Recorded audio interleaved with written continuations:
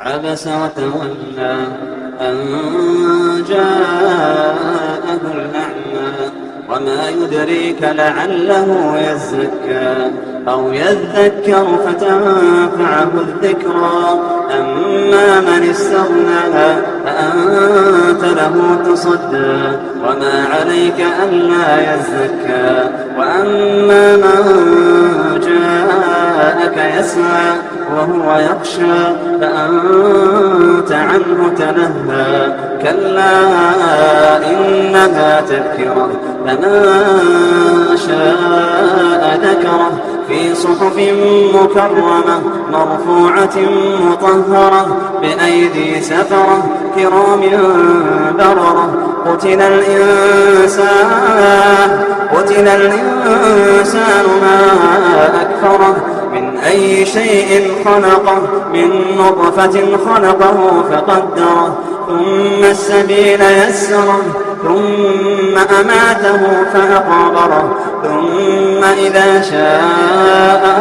أنشره كلا لما يقض ما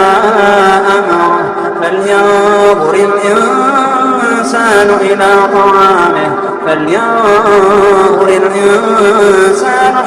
طعامه أنا صببنا الماء صبا ثم شققنا الأرض شقا فأنبتنا فيها حبا وعنبا وقضبا وزيتونا ونخلا وحدائق غلبا وفاكهة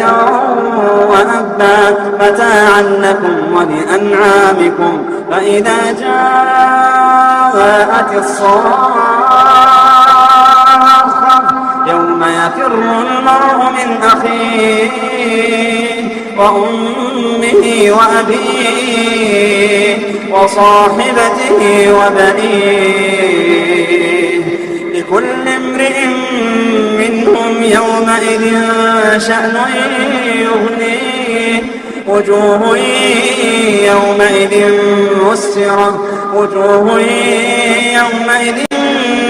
مسفرة ضاحكة مستبشرة ووجوه يومئذ عليها غبرة ترهقها قترة أولئك